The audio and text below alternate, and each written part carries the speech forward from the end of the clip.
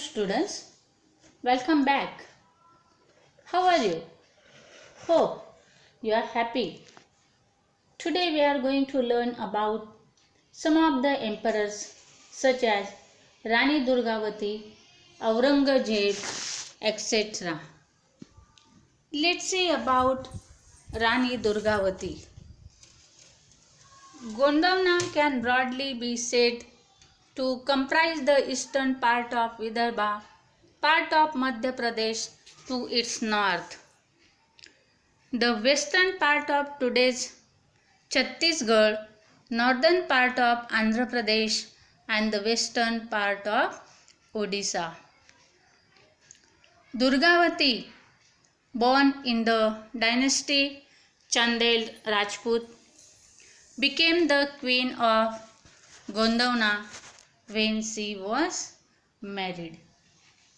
My dear students, here Rani Durgavati, she was the daughter of Chandel Rajput dynasty. She became the queen of Gondwana after her marriage. She was an excellent administrator.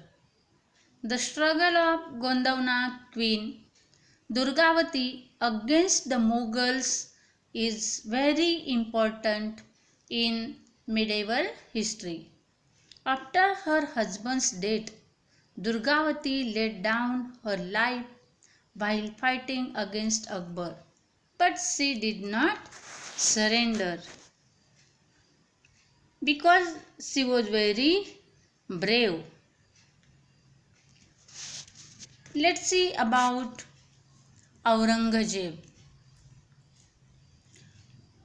Aurangzeb became the emperor in 1658 Christ era. At this time, the Mughal Empire extended from Kashmir in the north up to Ahmednagar in the south and from Kabul in the west up to Bengal in the east.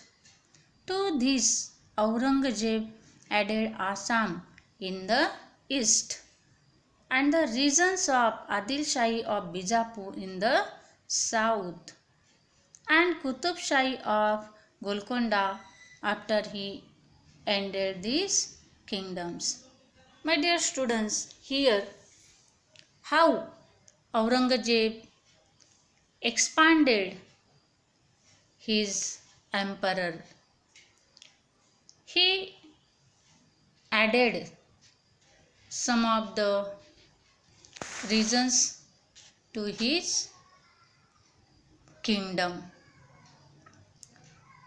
such as he added Assam in the east and the regions of Adil Shahi of Bijapur he added in the south and Qutub Shahi of Golconda after he ended these kingdoms. Now let's see about conflict with the Ahoms. In the 13th century CE, the people of the Shan community settled down in the valley of river Brahmaputra. My dear students, the people Shan community, they settled down in the valley of river Brahmaputra and they established their kingdom there and they were locally known as Ahom people. My dear students, here what is known as Ahom people. Let's see, the people of Shan community who settled down in the valley of Brahmaputra river. The peoples were known as Ahoms. While Aurangzeb ruled, the Ahoms had a prolonged struggle with the Mughals. Here Aurangzeb struggled with the Mughals, and the Mughals attacked the Ahoms region. The Ahoms united under the leadership of Gadadhar Sinha. Means Gadadhar Sinha was the leader of Ahom people. Commander Lachit Borfukan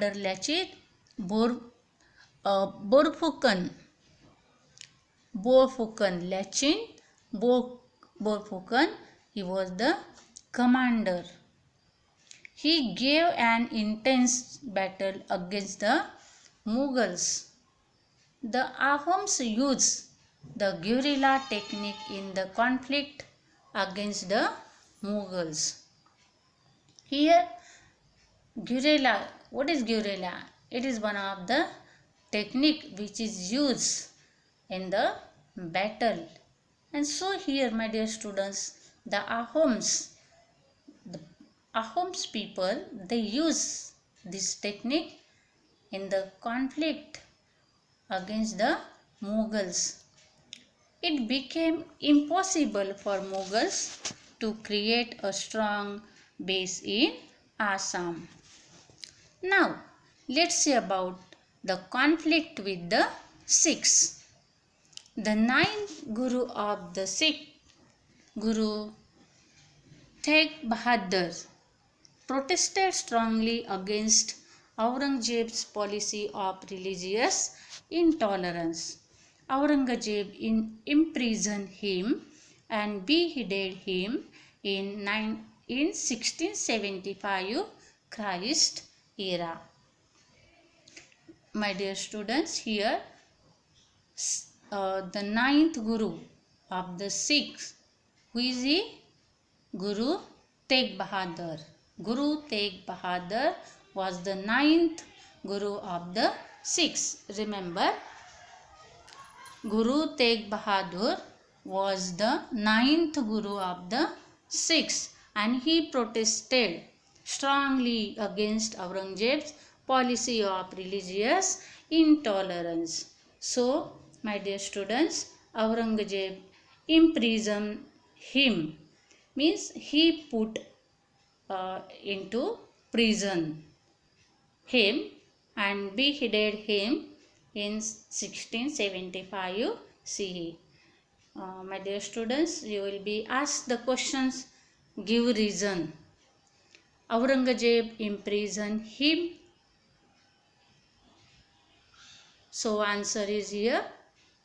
The Aurangzeb, here answer is here. The ninth Guru of Sikh, means Sikh was the ninth. Guru Tegh Bahadur. Guru Tegh Bahadur was the ninth Guru of Sikhs, and he protested against Aurangzeb's policy of religious tolerance. So Aurangzeb imprisoned him. So remember this answer and write down in the notebook. After him, Guru Gobind Singh became the Guru of the Sikhs. Means after Tegh Bahadur, or after Aurangzeb, here Guru Gobind Singh became the Guru of the Sikhs.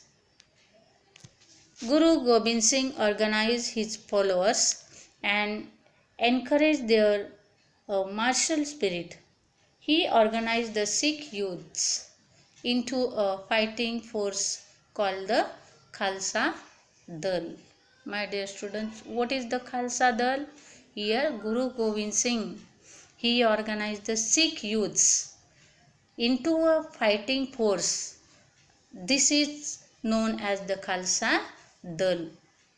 Their headquarters were at Anandpur.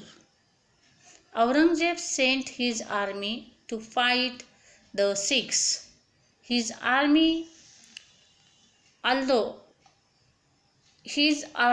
attacked Anandpur, Although the Sikhs fought fiercely, they did not succeed. After that, Guru Gobind Singh came to the Deccan in 1708 Christ era. There was an attempt on his life when he was at Nanded. Soon after, the Guru succumbed to his wounds. Then, conflict with Rajput. Dear students, Akbar had secured the cooperation of the Rajputs with his policy of amicable relations. Aurangzeb could not obtain the cooperation of Rajputs.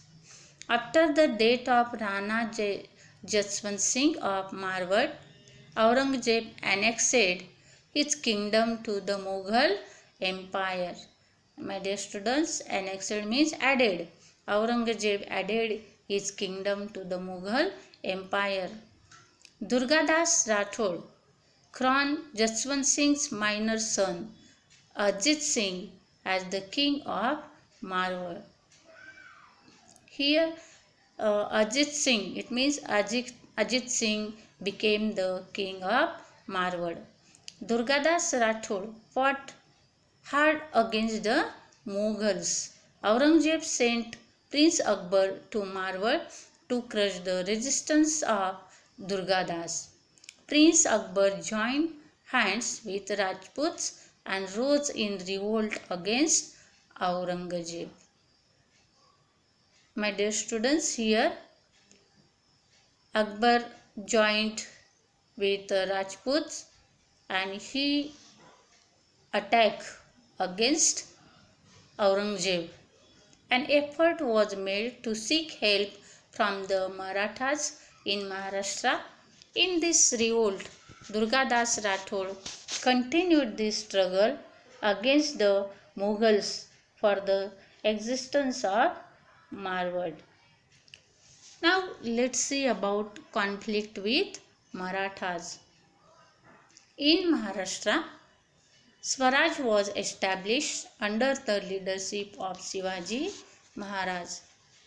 In his efforts to establish Swaraj, my dear students, we know that here Swaraj was established under the guidance or leadership of Shivaji Maharaj in Maharashtra, and he took lot of efforts to establish Swaraj. Shivaji Maharaj had to fight the Mughals too, along with the other enemies. Aurangzeb came down to the Deccan after the death of Chhatrapati Shivaji Maharaj with the intention of conquering the whole of South India. But the Marathas offered strict resistance to Aurangzeb and defended their independence. So, my dear students,